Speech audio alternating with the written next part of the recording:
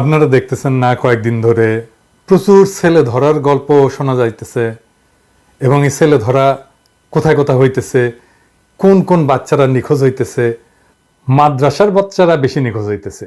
এই পুরা বিষয়টা বুঝতে হইলে আমাদের অনেক পিছন থেকে শুরু করতে হবে। সেই জন্যে প্রথমে চলেন একটা সাম্প্রতিক খবর দেখে নিই, পরে এটা নিয়ে একটু বিস্তারিত কথা বলতে চেষ্টা করব। তবে বিষয়টা বাংলাদেশের রাজনীতির জন্য এতই জরুরি যে এক ভিডিওতে কভার করা মুশকিল, পরে এটা নিয়ে আরো কথা বলতে হবে। আজকে কেবল কিছু দরকারি ইশারা এবং এর অন্তরালের গোমরটা ধরতে চেষ্টা করব। তো খবরটা বাংলাদেশের জঙ্গি নাটকের মূল মিডিয়া কারিগর আঙ্গেরে ওই পরিমণির আলো ও তুকু প্রথম আলো ওইটা থেকে পড়ি। এখানে কওয়া হচ্ছে কক্সবাজার সদর উপজেলার চৌফলদন্ডি উপকূলে যৌথ অভিযান চালিয়ে নিষিদ্ধ ঘোষিত জঙ্গি সংগঠন আনসার আল ইসলামের 3 সক্রিয় সদস্যকে গ্রেপ্তার করেছে র্যাব। এ সময় উগ্রবাদী 10টি বই, 29টা প্রচারপত্র, বিস্ফোরক তৈরির ম্যানুয়াল, একটা ডায়েরি, 2টা মাদ্রাসার পরিচয়পত্র, 2টা জাতীয় পরিচয়পত্র, 2টা মুঠোফোন, 4,590 টাকা জব্দ করা হয়েছে। গ্রেপ্তারকৃত 3 জন হইল জামালপুরের ইসলামপুর উপজেলার জাকারিয়া মণ্ডল, ভোলার বোরহানুদ্দিন উপজেলার নিয়ামতুল্লাহ এবং ফেনীর সোনাগাজী উপজেলার মোহাম্মদ ওজায়ের। এবং এই অভিযানকে পরিচালনা করে র্যাব 15 এবং র্যাব 7। তো র্যাব 15 কক্সবাজার ব্যাটালিয়নের সিনিয়র সহকারী পরিচালক পুলিশ সুপার, অতিরিক্ত পুলিশ সুপার আবুল সালাম চৌধুরী বলে যে চৌফলদন্ডের একটা আস্তানে গোপন বৈঠক চলাকালে র্যাব 3 জনকে গ্রেপ্তার করে। 3 জনই মাদ্রাসা ছাত্র। তো কইতেছে যে 1 বছর আগে এই মাদ্রাসা ছাত্রের সঙ্গে সামাজিক যোগাযোগ মাধ্যমে জঙ্গি সংগঠনটার আমির সালাউদ্দিন এবং বাংলাদেশের আমির ইসমাইলের সঙ্গে জাকারিয়ার পরিচয় হয়। পরবর্তী সময়ে সংগঠনে যোগদান করে জাকারিয়া এবং দাওয়াতি কার্যক্রম পরিচালনার দায়িত্ব পান। এবং সে আনসার আল ইসলামের আল শাহাদাত গ্রুপের ময়মনসিংহ জামালপুর অঞ্চলের দাওয়াতি শাখার দায়িত্বপ্রাপ্ত কর্মকর্তা। তিনি নাকি অনলাইনে মোবাইল হ্যাকিং এ পারদর্শী। আবার র্যাব 15 অধিনায়ক lieutenant colonel HM. Sajjad Hossain বলছে যে অভিযান এবং নজরদারির মাধ্যমে জঙ্গি দমনে র্যাব তৎপর রয়েছে। পাহাড়ে বিচ্ছিন্নতাবাদী সংগঠন কেএনএফ এর সঙ্গে একত্রিত হইয়া পাহাড়ে প্রশিক্ষণ গ্রহণের মাধ্যমে দেশবিরোধী ষড়যন্ত্রে লিপ্ত জঙ্গি সংগঠন জামাতুল আনসার ফিল হিন্দাল, সার্কিয়ার আমির এবং শীর্ষস্থানীয় নেতা সহ শতাধিক জঙ্গিকে গ্রেপ্তার করছে র্যাব। এটা ছাড়া আরো অনেকের উপরে র্যাবের নজরদারি অব্যাহত আছে। এবং সে নাকি হোলি আর্টিজানের হামলার পরবর্তীতে 2000 জঙ্গিকে আইনের আওতায় নিয়ে আসছে র্যাব। এইখানে আরেকটা জিনিস ইন্টারেস্টিং, এটা দেখেন। র্যাবের এক সংবাদ বিজ্ঞপ্তি থেকে জানা যায় গ্রেপ্তার 3 জন নিষিদ্ধ ঘোষিত জঙ্গি সংগঠন আনসার আল ইসলামের সক্রিয় সদস্য। তারা আফগানিস্তানে তালেবানের উত্থানে উদ্বুদ্ধ হয়ে আল কায়দা মতাদর্শের জঙ্গি সংগঠন আনসার আল ইসলামে যোগদান করছিল। এখন আপনাদের কারো কি বুঝতে কোনো অসুবিধা হচ্ছে যে সংবাদ র্যাব অফিস থেকে সরবরাহ করা হয়েছে, যা যা বলা হয়েছে সেটাই চাপাই দিচ্ছে। আমি জানি আমার ক্ষুদ্র ভ্রাতা এবং ভগিনীরা ব্যাকে জিনিয়াস আছে, তো তাদের কাছে সবকিছু পানির মতো পরিষ্কার হয়ে যায়, খালি একটু ধরাই দিতে পারলেই হয়, বাকিটা তারাই সেরে ফেলতে পারে। আজকে আমরা হাসিনার জঙ্গি কাঠ খেলা আরে জয় বাংলা করে দেবো। এই যে কাউন্টার টেরোরিজম ইউনিট থেকে যে খবর ছাপতে দেওয়া হয়, তাই বিরাট বিপ্লবী জোশে ছাপে প্রথম আলো। বাংলাদেশকে একটা জঙ্গি রাষ্ট্র হিসেবে প্রতিষ্ঠার অন্যতম মিডিয়া কারিগর হইতেছে এই প্রথম আলো আর ডেইলি স্টার। এরা এই যে ইসলাম প্রশ্নে বাংলাদেশের যে ক্ষতি করছে সেটা অপরিমেয়। বাংলাদেশের সমাজের আলেম সমাজকে সাংস্কৃতিকভাবে অপমানিত করার সাহস আর কেউ এত ধারাবাহিকভাবে দেখায় নাই। যাই হোক, এটি নিয়ে পরে কখনো বিস্তারিত বলতে চেষ্টা করব। তো এখন দেখেন যে এইখানে যে বইগুলা টেবিলের উপরে সাজায়, এগুলোকে বিরাট উগ্রবাদী বই হিসেবে দেখানো হইতেছে। এগুলো মেলাদিন থেকে অনলাইনে বিক্রি হচ্ছে, বইয়ের দোকানে বিক্রি হচ্ছে। আমি অন্য কিছু দেখাবো না, রকমারি সহ বিভিন্ন অনলাইন এবং বাংলা বাজারে প্রকাশ্যে বিক্রি হচ্ছে অনেকদিন থেকে। এবং এই বইগুলো খুবই সাধারণ ধর্মীয় কন্টেন্ট নিয়ে তৈরি। এগুলা বিরাট উগ্রবাদী বই হয়ে গেছে তাদের কাছে, মানে প্রথম আলোর প্রতিবেদনে এইগুলো নাকি তাদের কাছে জিহাদি কিতাব। এই ঘটনা যে এইবারই প্রথম ঘটলো তা কিন্তু না, সবসময় এই ধরনের ঘটনা ঘটানো হয়। এমনকি গল্প শোনা গেছে যে জঙ্গিবাদী ফ্লেভার দেওয়ার জন্য, ছবি তোলার জন্য র্যাব নিজ দায়িত্বে কিছু বইপত্র রাখে, এগুলো টেবিলের উপরে সাজায় দেয়। আগে ঘন ঘন এরকম ছবির দরকার হইতো, তখন কিছু বইকে নিষিদ্ধ হিসাবে চিহ্নিত কইরা ওরা নিয়মিত ফটো সেশনে সেগুলো ব্যবহার করতো। আর মনের মাধুরী মিশায় মিডিয়াতে গল্প লেখার জন্য একটা প্রশ্ন ধরাই দিত। এখন দেখেন তো ওই যে বইগুলা, এই যে সাহেব একটু পাশাপাশি দেখান তো, রকমারি লিঙ্ক থেকে দেখান তো, দেখেছেন ওই বই তো রকমারিতে বিক্রি হচ্ছে, হ্যাঁ আইনতেই বিক্রি হচ্ছে। তাহলে ওই বই রাখা কেন অপরাধ হবে? এমনকি উগ্রবাদী আলামত হিসেবে যে ডায়েরি লেখে, সে ডায়েরির কথা বলা হচ্ছে।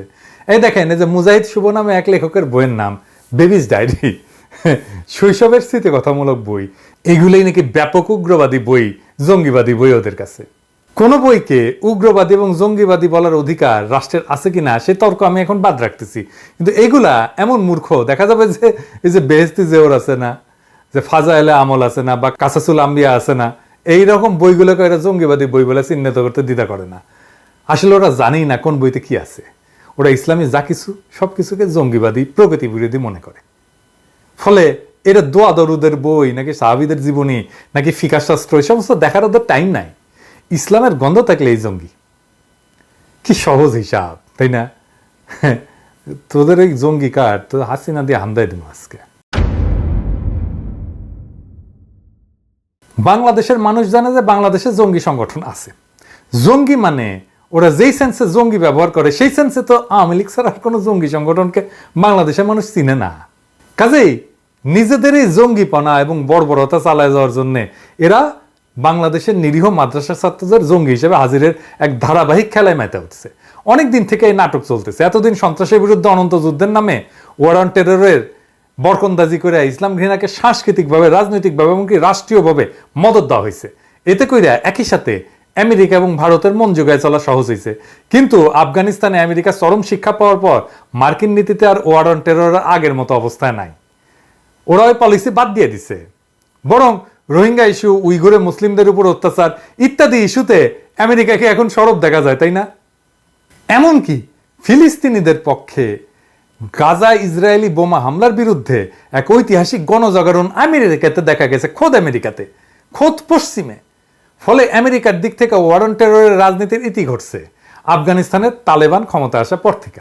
আমেরিকা যা আশা করছিল তা কিন্তু পারে নাই। বাংলাদেশও কথায় কথায় জঙ্গি আটক, গ্রেপ্তার এবং দমনের নামে এমন আতঙ্ক তৈরি করা হয়েছিল যে সাধারণ মুসল্লিরা আতঙ্কে থাকতো। ইসলামী বিধান পালন করা মানে ইবাদতের বিষয়টাও এরা জঙ্গিবাদী তৎপরতা বলে মনে করত। তবে আমেরিকার বিদেশ নীতিতে ইসলাম প্রশ্নে পরিবর্তন আসার পরে এই অবস্থার উন্নতি হয়েছিল। কিন্তু এনজিওগুলা যারা এগুলো নিয়ে কাজ করতো, ইসলাম ঘৃণা ছড়াইতো, এ বিষয়ে ফান্ড পাওয়া কমে যায়। তার ফলে সাংস্কৃতিক ঘৃণার চাষাবাদও কমে আসছিল গত কয়েক বছর যাবত। এমনকি আইন শৃঙ্খলা বাহিনীর পক্ষ থেকে ঘোষণা দিয়ে বলা হয় বাংলাদেশে জঙ্গিবাদের কোনো ঝুঁকি নাই, পৃথিবীর নিরাপদ দেশ হইল বাংলাদেশ। বাংলাদেশে জঙ্গি নাটক আর ইসলামোফোবিয়া ছড়ানোর সবচেয়ে এলিট মেশিন ডেইলি স্টারের সংবাদ দেখেন। বাংলাদেশ বিশ্বের সবচেয়ে নিরাপদ দেশ, এদেশে জঙ্গি হামলার কোনো শঙ্কা নাই বলে দাবি করছেন র্যাবের মহাপরিচালক মোহাম্মদ হারুনুর রশিদ। সে বলতেছে যে বাংলাদেশে জঙ্গি তৎপরতার কোনো তথ্য আমাদের কাছে নাই, পরিস্থিতি এখন অনেকটাই নিয়ন্ত্রণে। শুধু তাই না, আমি দাবি করতে চাই যে Bangladesh is the safest country in the world, মানে বাংলাদেশ বিশ্বের সবচেয়ে নিরাপদ দেশ। এই ধরনের মানে জঙ্গি হামলার কোনো শঙ্কা আমাদের নাই। কবে কইছে এটা একটু বড় করে দেখান তো। জুলাই মাসের 1 তারিখে এই কথা কইছে মিডিয়ায় হারুনুর রশিদ। এটা ডেইলি স্টার ছাপছে, কিন্তু পুলিশের কাউন্টার টেরোরিজম ইউনিটের বরাদ দিয়া পিআরএ প্রথম আলো একটা নিউজ ছাপছে একই দিন। দেখেন তাতে কি হয়। পুরা খবর পড়ার সময় নাই, দরকারি পয়েন্টটা কই। দেশের জঙ্গিবাদের ঝুঁকি এবং বর্তমানে তাদের তৎপরতা নিয়ে গত শনিবার কথা হয় ঢাকা মহানগর পুলিশের DMP counter terrorism and transnational crime সিটিটিসির ইউনিটের প্রধান মোহাম্মদ আসাদুজ্জামানের সঙ্গে। তিনি বলেন দেশে জঙ্গিবাদের ঝুঁকি এখনো আছে। কি কইল র্যাব আর এই কি কয় যে 4টা সংগঠন আগে খুব বেশি সক্রিয় ছিল, তারা বিভিন্ন সময় দেশে নাশকতা এবং সন্ত্রাসী কর্মকাণ্ড চালিয়েছে।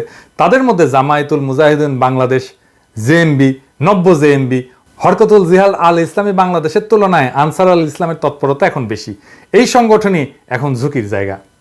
তার মানে র্যাব কয় এক কথা, পুলিশ কয় আর এক কথা। কারাল রানীর রাজত্বে যার যেমন খুশি সেই বাক্য জারিচ্ছে, সেই বয়ান জারিচ্ছে, উল্টাপাল্টা বয়ান। একই দিনে দুই আইন শৃঙ্খলা বাহিনী 2 রকম কথা করছে। কিন্তু এখানে আমার একটা ব্যাখ্যা আছে। আমেরিকার ইসলাম প্রশ্নে অবস্থান চেঞ্জ হইলেও স্বামীর দেশের অন্যতম প্রধান এজেন্ডা ইসলাম এবং মুসলমান নিধন। আর সেই এজেন্ডা বাস্তবায়নে নাই হয়ে যাওয়া ইস্যু আবার নতুন করে ফিরে আনতেছে রয়ের মদতপুষ্ট কারাল রানীর বাহিনী। তার মানে বুঝতে পারছেন এই যে ট্রান্সন্যাশনাল ক্রাইম, এক করছে ইন্ডিয়ার কথা আর র্যাব উই করছে আমেরিকার কথা, বুঝছাও? এই সমস্ত বিষয়ে ওই যে ইসবের গল্পের মতো গল্প লেখার জন্য প্রথম আলোতে বহু অশিক্ষিত সাংবাদিক দায়িত্বরত আছে। যখন জঙ্গি বাণিজ্যের রমনামা অবস্থা ছিল তখন এরা এইসব ঘটনায় মাদ্রাসা ছাত্রদের এমনভাবে জড়ায় খবর প্রকাশ করতো যেন মাদ্রাসা মানেই জঙ্গি। অথচ প্রগতিবাদী এনজিও গুলোর গবেষণায় দেখা গেছে কি জানেন? আসিচ্ছি সেই বিষয়ে। জঙ্গিবাদী জড়িয়ে গ্রেপ্তার হওয়া ব্যক্তিদের নিয়ে সিটিটিসির এক গবেষণা বলতেছে জঙ্গিদের মধ্যে প্রাতিষ্ঠানিক শিক্ষা নেই এমন সদস্য আছে 1.6%, মাদ্রাসায় পড়ছেন এমন সদস্য 23%, সবচেয়ে বেশি সদস্য সাধারণ শিক্ষায়, তাদের সংখ্যা 73.2%, কারিগরি শিক্ষা পেয়েছে এমন সদস্য 2.1%। কারা বেশি? জঙ্গি মানেই মাদ্রাসা, তাই না? এই হলে প্রথম আলোর গল্পের কারিশমা। যাই হোক, এটা যে ভারতের প্রযোজিত নাটক, এর সাথে যে কুকি সিনকে জড়ায় একটা জঙ্গি নাটক থেকে একটা বিরাট মেগা সিরিয়াল করার দরকার, তার জন্য অনেক মাদ্রাসা ছাত্র দরকার, ঠিক কিনা? দরকার না? সেই আয়োজন হাসিনার খুনি বাহিনী পুরা দমে জারি রাখছে। গত কয়দিন ধরে দেখতেছেন না খবরে, সোশ্যাল মিডিয়া সরব ছিল। এটা নিয়ে গভীর উদ্বেগের কারণ আছে, আমি খুবই চিন্তিত। সরকারি মিডিয়া এগুলোকে গুজব হিসাবে বলতেছে, বিষয়টাকে হালকা করে দিচ্ছে। ফেসবুকের বিভিন্ন গ্রুপে কোনো ব্যক্তিগত আইডি থেকে শিশু কিশোর হারানোর তথ্য ফেসবুক সয়লাভ হয়ে গেছে। এর মধ্যে বেশিরভাগই চট্টগ্রাম এবং কক্সবাজার জেলা কেন্দ্রিক ফেসবুক আইডি থেকে পোস্ট করা হয়েছে। এই যে দেখেন, ক্যালিগ্রাফার সাইফুল্লাহ সাফা লিখছে, গত 48 ঘন্টার মধ্যে ঢাকা সহ চট্টগ্রামে 35 শিশু নিখোঁজ। সারা দেশে এগুলো কি শুরু হলো? হঠাৎ একটানা এত ছেলে মেয়ে নিখোঁজের সংবাদে জনমনে আতঙ্ক সৃষ্টি হয়েছে। ছেলে ধরার মতো কোন একটা সক্রিয় চক্র মাঠে নামছে। সবাই সাবধান হন, এ ব্যাপারে প্রশাসন অর্ধমৃত। আপনার সন্তানের নিরাপত্তায় আপনি সচেতন হন। নিউজটি দ্রুত শেয়ার করে সবাইকে অ্যালার্ট করে দিন। আমি আর সবকিছু পড়তেছি না, আমার কাছে অসংখ্য স্ক্রিনশট এডিটর সাহেব এক এক করে দেখান তো।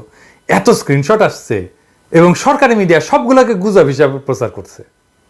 এই ধরনের ঘটনা এইবারে কিন্তু প্রথম হচ্ছে না, অনেক আগে থেকেই গুম হইতো এবং গুম করার অনেক দিন পরে নিজেদের কাছে রেখা প্রয়োজন মতো জঙ্গি আটকের নাটকে তাদের ব্যবহার করা হইতো।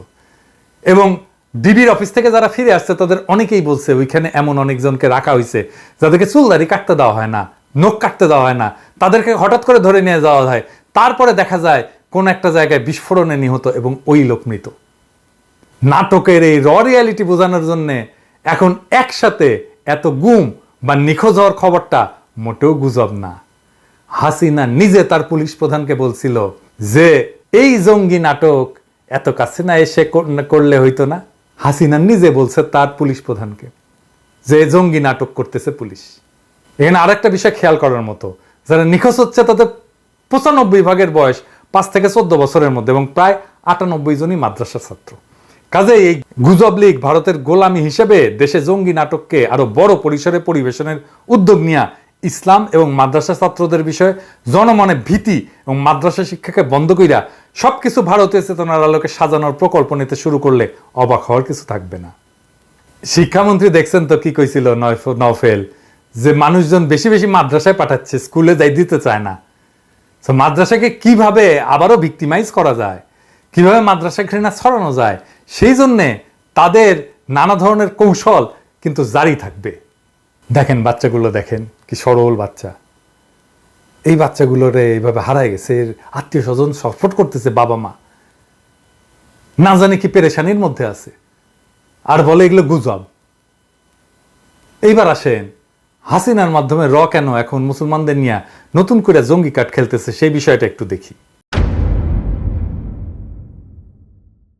আগেই বলছি এটা পুরান খেলা, প্রভু বদল হয়েছে মাত্র। আমেরিকার জায়গায় এখন যেহেতু স্বামী মানে ভারত প্রভু, ফলে জোশ আরো বেশি আসবে, সেটাই স্বাভাবিক। আপনাদেরকে মনে আছে এক জঘন্য নাটক সাজায় মামুনুল হক সাহেবকে গ্রেপ্তার করা হয়েছিল, যেটাতে তিনি সাথে সাথে জামিন পাওয়ার কথা, তেমন একটা মামলাতে অনেক দিন জেল খাইটা মাত্র কিছুদিন আগে তিনি বাইর হয়েছেন। ওনার অপরাধটা কি ছিল?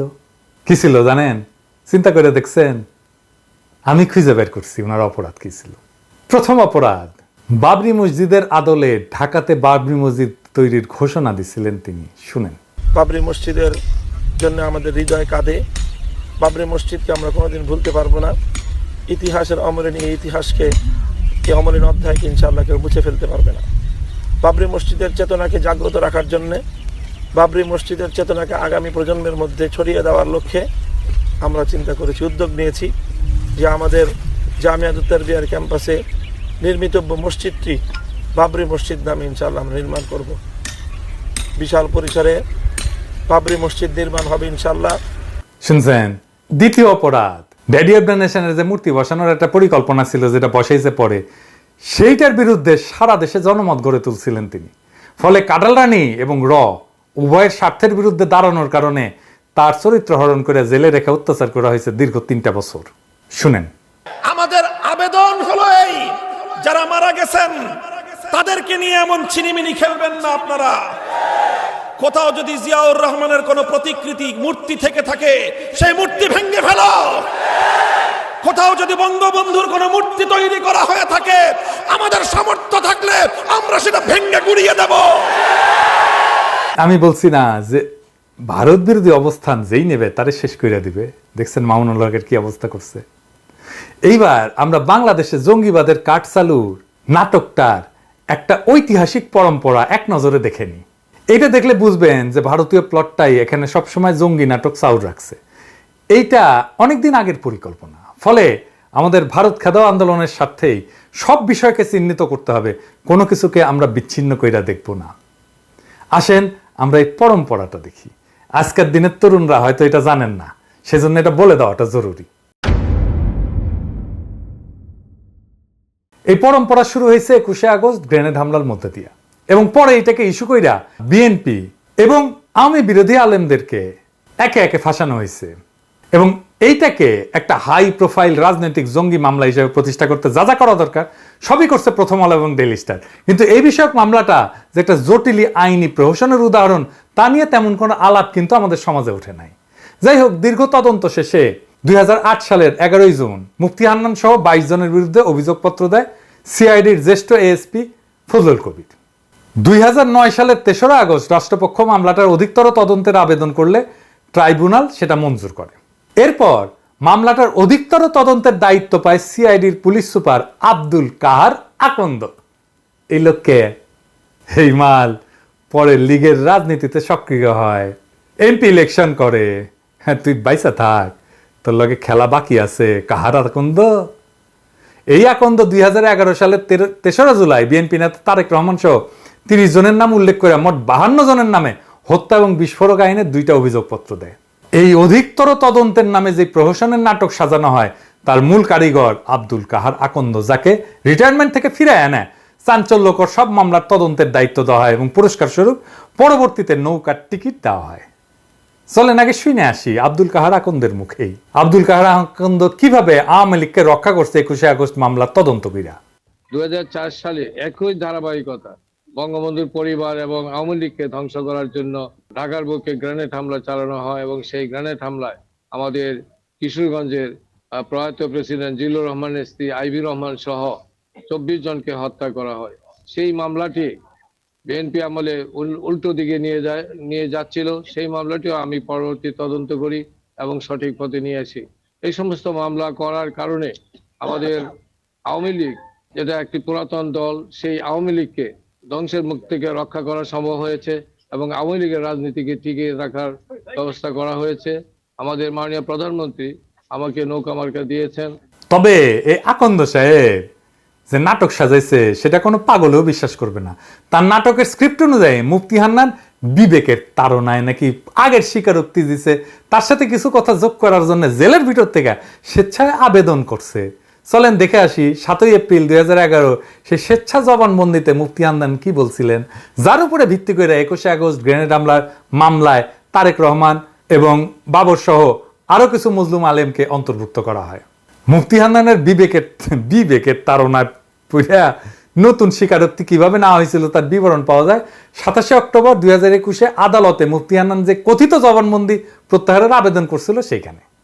তো মুফতি হান্নানের কথিত সেই জবানবন্দি যেহেতু মামলার একমাত্র এভিডেন্স, তাই তাকে 21শে আগস্ট মামলার যুক্তিতর্কের আগেই সরায় ফেলা নিরাপদ মনে করে হাসিনা। কিন্তু এত গুরুত্বপূর্ণ রাজশাহীকে সরায় দেওয়ার আগে তো একটা ড্রামা দরকার, তাই তারা একটা জঙ্গি ছিনতাইয়ের নাটক সাজাইল।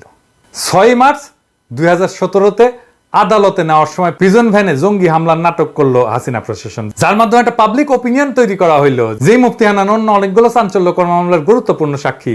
যেহেতু তার 164-এর উপরে ভিত্তি করে মামলার চার্জশিট গুলো দেওয়া হয়েছে, সে হওয়া সত্ত্বেও তাকে নিরাপত্তার সাথে বাঁচায় রাখা যাবে না।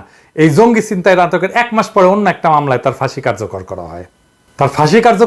11 এপ্রিল 2017। বিএনপি নেতারা যদিও হাসিনা আমলের এই ক্যাঙ্গারু কোর্টের জঙ্গি বিচার নিয়ে কোনো শব্দ করে না, শুধু 21শে আগস্ট নিয়ে একটা বিবৃতি দেয় আর কি, যেহেতু তাদের অনেক নেতাকে এখানে ফাঁসানো হয়েছে, তাদের উচিত হবে এই তথাকথিত বিচারের নামে যত মজলুম আলেমদের ফাঁসানো হয়েছে তাদের মুক্তি নিয়েও কথা বলা। হেফাজত সহ কওমি সমমনাদের উচিত এই বিচারের নামে প্রহসনের বিরুদ্ধে মুখ খোলা, নইলে হাসিনা প্রশাসনের নতুন জঙ্গি নাটক চলতেই থাকবে, খালি ভিকটিম বদলাইবে আর কি। সাথে ডেইলি স্টার প্রথম আলো গ্যাংদের ক্যারেক্টার অ্যাসাসিনেশন তো থাকবেই। একটা উদাহরণ দিই, 2021 সালে হেফাজত যখন মোদির বাংলাদেশে আগমন নিয়ে প্রতিবাদ করছিল, তখন ডেইলি স্টার একটা নিউজ করে, ইজ হুজি টেকিং ওভার হেফাজত, মানে হুজি কি হেফাজতের দখল নিয়ে নিছে। ভারতের স্বার্থ সংকটে পড়লে এই দেশে জঙ্গি বেড়ে যায়। এখন বাংলাদেশের ভিতর দিয়ে ভারত ট্রেন যাতায়াত করার জন্য ভারত বিরোধিতাকে ইসলামী জঙ্গিবাদের সাথে ট্যাগ কইরা দমনের প্লট তৈরির জন্য বিভিন্ন গল্প বানানো হচ্ছে। এই বিষয়টা কিন্তু মাথায় রাখতে হবে।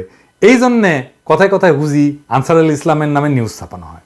এখন কথা হইতেছে, এই হুজি বা হরকতুল জিয়াদ এরা কারা? এরা কি আদৌ কোনো জঙ্গি সংগঠন? এই প্রশ্নের উত্তর জরুরি, কেননা এই আমলে যে কোনো কিছুকে হুজি ট্যাগ দিয়ে সাইজ করে দেওয়া যায়। প্রথম কথা হইতেছে, হুজি কারা?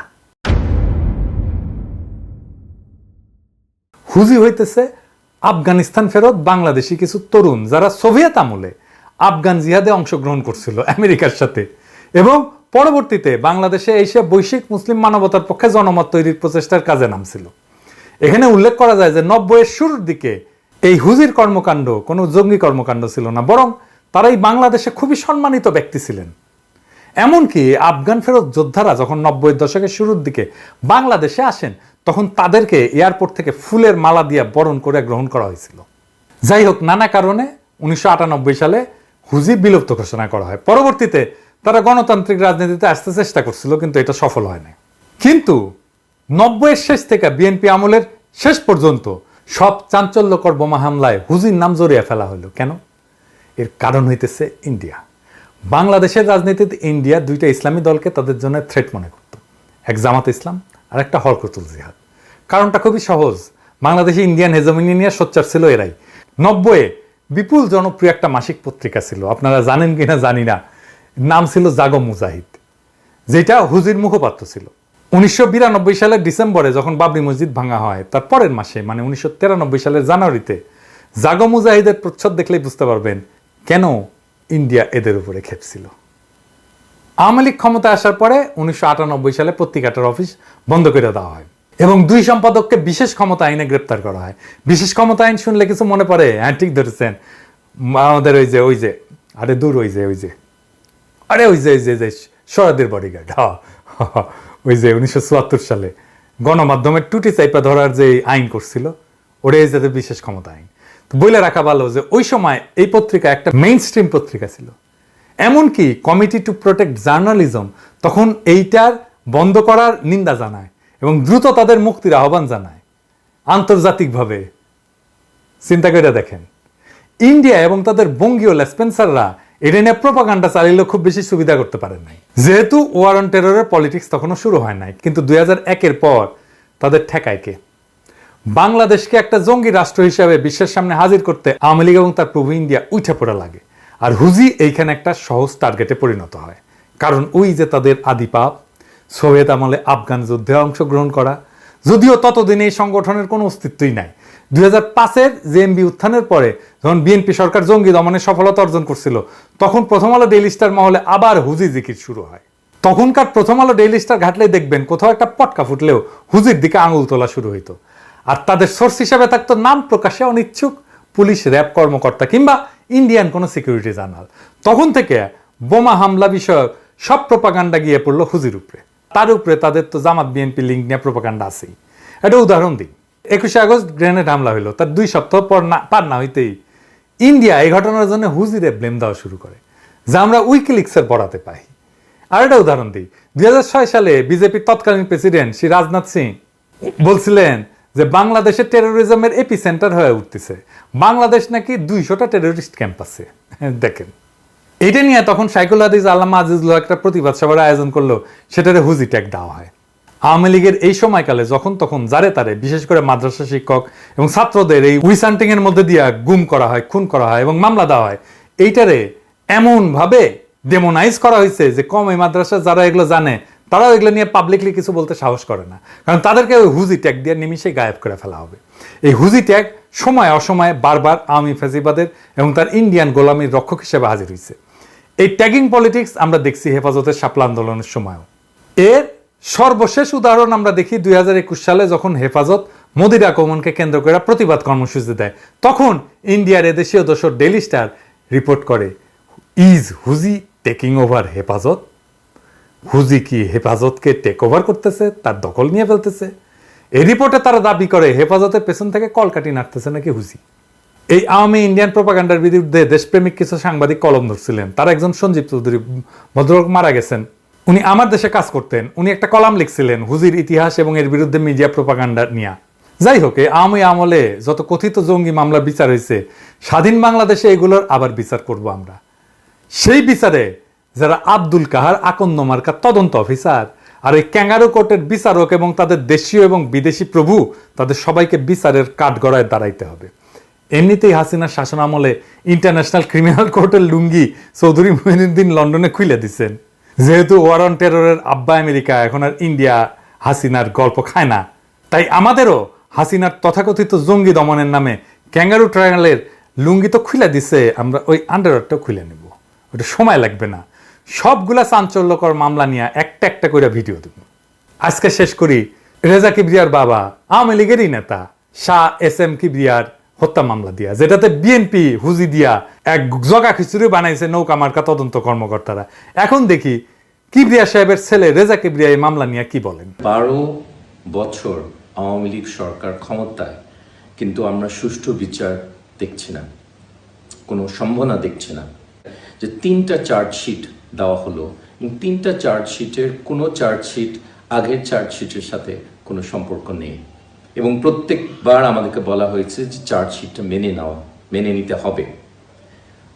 একজন দলীয় এমপি আমার মাকে ধমক দিয়েছেন যে এটা আপনাকে মানতে হবে। সে এখনো সেই মানুষটি এমপি। আর এই ক্যাঙ্গারু কোর্টের বিচারকদের বইলে রাখি, আরে কান ছিল না, বিচারপতি তোমার বিচার করবো যারা, আজ জেগেছে সেই জনতা। আর এই ক্যাঙ্গারু কোর্টের বিচারকদের বইলে রাখি, আপনারা যে বিচারই করেন, যার আদেশ যার থেকেই পান, বিচারকের নামের জায়গায় কিন্তু আপনার নামই থাকবে, সব কিন্তু রেকর্ডে থাকে। কিসের উপরে ভিত্তি করে আপনারা গণহারে ফাঁসির আদেশ দিতেছেন? সময় চেঞ্জ হইলে কিন্তু বিচারিক হত্যাকাণ্ডের মামলায় খাইবেন আপনারা প্রত্যেকে, মাথায় রাখেন রায় লেখার আগে। আমি আমির আজিজের কবিতা দিয়া শেষ করি আজ। তো তুম জমিন পে জুলুম লিখ দো, আসমান পে ইনকিলাব লেখা যায়গা, সব কুছ ইয়াদ রাখা যায়গা। সব কিছু মনে রাখা হবে, সব কিছুর বদলা নেওয়া হবে।